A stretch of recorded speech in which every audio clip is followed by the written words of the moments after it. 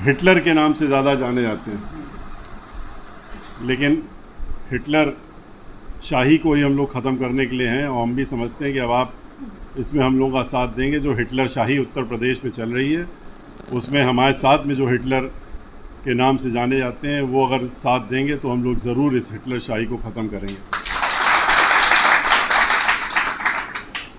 यहाँ पर उपस्थित पौनी समाज के सभी सदस्यगण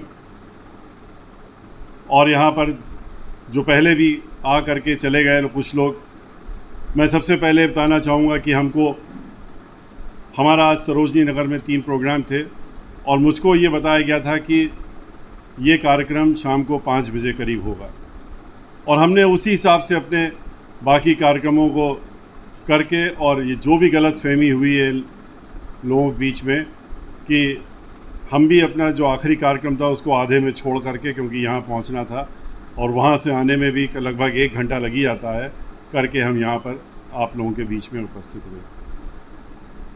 मैं समझता हूँ कि जो लोग यहाँ मौजूद हैं वो अपने साथियों को यहाँ का संदेशा देने का काम करेंगे। आज उत्तर प्रदेश में जो हालात हैं वो किसी से छिपे नहीं हैं, और ख़ास तौर से जो वंचित लोग हैं, शोषित लोग हैं और जिनके पास कुछ नहीं है, ऐसे लोगों का उत्पीड़न पहले भी होता रहा है और इस सरकार में सबसे ज़्यादा हुआ है।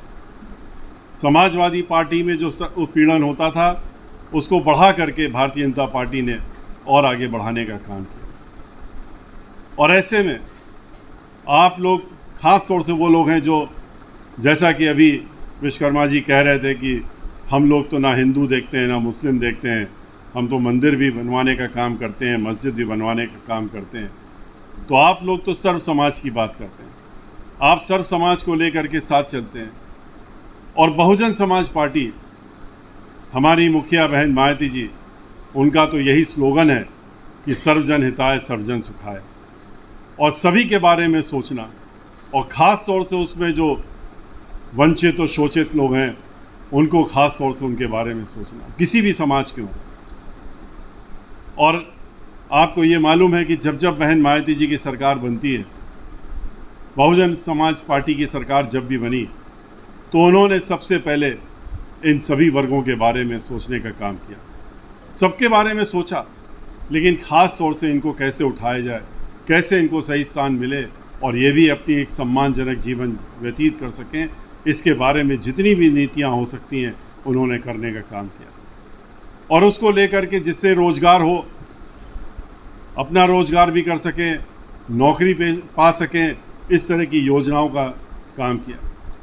आज उत्तर प्रदेश में कानून व्यवस्था ध्वस्त है। आए दिन अखबार उठाइए तो लाइन से मिलता है कि इतनी हत्याएं हो गई, इतने बलात्कार हो गए।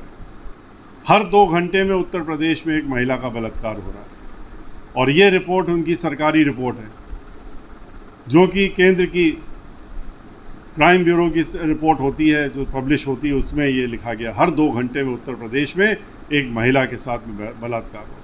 तो क्या इसी के लिए वोट दिया गया था भारतीय जनता पार्टी को? और उसमें भी ख़ास तौर से अगर आप उठा के देखें तो जो गरीब तबका है, जो नीचे का तबका है, जो वंचित है तबका, सबसे ज़्यादा उन्हीं के ऊपर अत्याचार होता है। महिलाओं का भी अत्याचार सबसे ज़्यादा उन्हीं पर है। और वो तो वो वाले मामले सामने लिख करके आते हैं, रजिस्टर होते हैं, जो सामने आ जाते हैं। आधे मामले तो ऐसे होते हैं जो सामने आने ही नहीं दिए जाते हैं और उनकी रिपोर्टिंग ही नहीं करने दी जाती, उनको वहीं पर दबा दिया जाता है, थाने में दबा दिया जाता है। अगर सारे मामले सामने आ जाएं तो आंकड़े पता नहीं कहाँ से कहाँ बढ़ जाएंगे। आज सभी समाज के लोग जो हैं वो उत्पीड़ित हैं सरकार से, और सभी वर्ग के लोग उत्पीड़ित हैं, चाहे वो किसान हो, चाहे वो मज़दूर हो, और चाहे वो पढ़ा लिखा व्यक्ति भी हो, व्यापारी हो, सभी महिलाएं हों, मज़दूर हों, कारखाने चलाने वाले जो हों, छोटे छोटे उद्योगपति जो हैं, वो सब इनसे त्रस्त हैं। और सब ने ये आंकड़न देख लिया कि एक बहुजन समाज पार्टी की सरकार थी, जब 5 साल चली थी, उत्तर प्रदेश का हर तरफ से विकास हुआ था। कोई दंगा फसाद नहीं हुआ था, सब सुरक्षित महसूस करते थे। कोई हफ्ता वसूली समाजवादी पार्टी की तरह नहीं होती थी। लोगों को उठा ले जाना, पैसे के लिए किडनैप कर देना, हत्याएं करा देना आम बात थी पहले। लेकिन बहन मायावती जी की सरकार जब जब रही तो उसमें इस तरह की बातें, वारदात सुनने को नहीं मिलती थी। हर तरफ विकास की बात होती थी। पूरे उत्तर प्रदेश में कोई भी जिला ले लीजिए, कोई भी ग्राम ले लीजिए, हर जगह विकास होता था। 29,500 ग्राम सभाएं बहन मायावती जी ने, जो डॉक्टर अंबेडकर ग्राम सभा के नाम से थी, उनका संपूर्ण विकास किया था। 23 नए ज़िले बनाने का काम किया। अनेकों स्कूल बनाए, महिलाओं के लिए, लड़कियों के लिए अनेकों योजनाएं लाने का काम किया। लड़कियों के स्कूल एक दो नहीं, हज़ारों की संख्या में उन्होंने बनवाए। अगर 29,000 बेसिक स्कूल बनाए तो 5,000 जूनियर हाई स्कूल और हाई स्कूल भी बनाने का काम बहन मायावती जी की सरकार ने। 1 दर्जन यूनिवर्सिटी बनाई जिससे कि लोग पढ़ें। शिक्षा की तरफ पूरा ध्यान इसलिए दिया कि गरीब तबके के लोग, उनको पढ़ाई करने के लिए बड़े बड़े स्कूलों में एडमिशन नहीं मिलता है, ना पैसा होता है।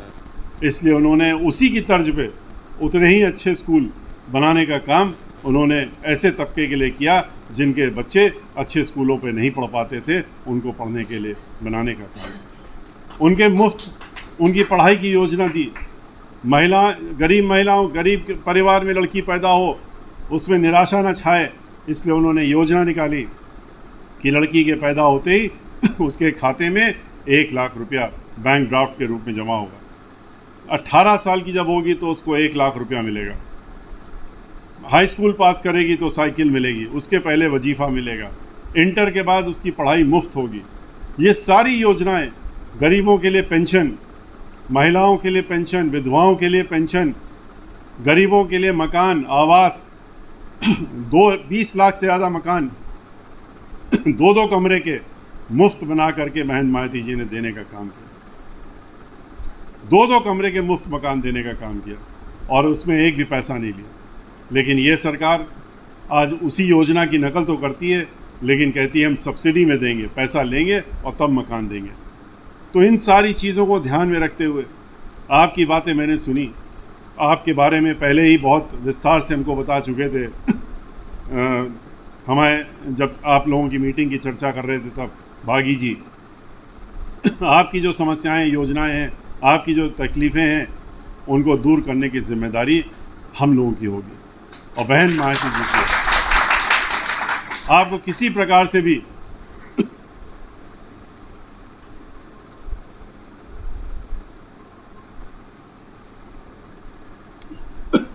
आपको इस तरह की कोई समस्या नहीं होगी। जो आपकी मांगें हैं बहुत छोटी छोटी मांगें हैं। आप तो सम्मान से जीना चाहते हैं, सम्मान से अपना एक स्थान मांग रहे हैं समाज में और भविष्य को ठीक करना चाहते हैं।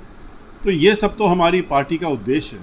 हमारी पार्टी तो, इसीलिए हम लोग कहते हैं बहुजन समाज पार्टी एक राजनीतिक पार्टी नहीं है। बहुजन समाज पार्टी तो एक मिशन के रूप में काम करती है और मिशन के रूप में जब काम करती है तो इन्हीं सब चीज़ों के लिए काम करती है। तो इसलिए आप निश्चिंत रहिए कि आप अपनी सरकार बनाइए। ये सरकार जो होगी बहुजन समाज पार्टी की, हमारी सरकार नहीं होगी, ये आपकी अपनी सरकार होगी। और जब आपकी अपनी सरकार होगी तो आपकी ये समस्याएं हैं, इन समस्याओं को दूर करने में तो कोई वक्त नहीं लगेगा। ये तो बहुत आसानी से दूर हो जाएंगी और इनको दूर करने की जिम्मेदारी हम लोगों की होगी। इस बात का हम आपको आश्वासन देते हैं और इसी के साथ में आपसे अनुरोध करते हुए अपनी बात समाप्त करेंगे कि अब की बार जो चुनाव आ रहा है उसमें आपको घर बैठने की ज़रूरत नहीं। आप लोगों को निकलना पड़ेगा। अपने समाज में ही नहीं, जहाँ जहाँ भी आप जाते हैं उनके बीच में जा कर के आपको बहन मायावती जी की बातें बतानी पड़ेंगी। जो बातें आपसे यहाँ कही गई ये बतानी पड़ेंगी और आपको उनसे कहना पड़ेगा कि अब की बार मत चूकिए। अगर अब की चूक गए तो दोबारा मौका जीवन में आएगा कि नहीं आएगा ये नहीं मालूम। इसलिए आने वाले 60 दिन, जो 60 दिन है उसके बाद चुनाव की घोषणा हो जाएगी। इन 60 दिनों को आप एक एक दिन को गिन करके रखिए और उसमें जितना मेहनत कर सकते हैं 24 घंटे, अगर आपके पास तो 24 घंटे देते हुए ज़्यादा से ज़्यादा लोगों को जोड़ने का काम करिए और जोड़ करके उनको बहुजन समाज पार्टी के झंडे के नीचे ला करके और अब की बार कहिए कि जब चुनाव आएगा तो हाथी जहाँ पर दिखेगा उसी के निशान पर अपना मोहर लगा करके और अब की बार निशान लगा करके बहुजन समाज पार्टी को प्रत्याशी जिता करके बहन मायावती जी को उत्तर प्रदेश का 5वीं बार मुख्यमंत्री बनाएं। इस बात का संकल्प लेते हुए अपनी बातों लोगों के बीच में रखने का काम करिए और मुझे पूरा विश्वास है कि अगर आप लोग इन सब चीज़ों में लग जाएंगे तो कोई ताकत नहीं है जो कि हमको रोक सके कि हम दोबारा से अपनी सरकार पूर्ण बहुमत की बहुजन समाज पार्टी की 2007 की तरह फिर से बना सकें और बहन मायावती जी को उत्तर प्रदेश का मुख्यमंत्री बना सकें। इसी के साथ मैं अपनी बात समाप्त करता हूँ। जय भीम, जय भारत।